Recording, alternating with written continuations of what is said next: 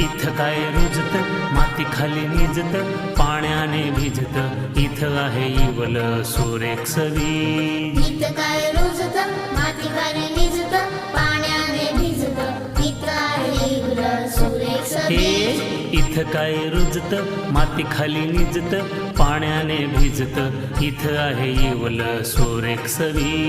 इथं काय रुजत माती खाली निजत पाण्याने भिजत इथं आहे इवल सुरेख सवी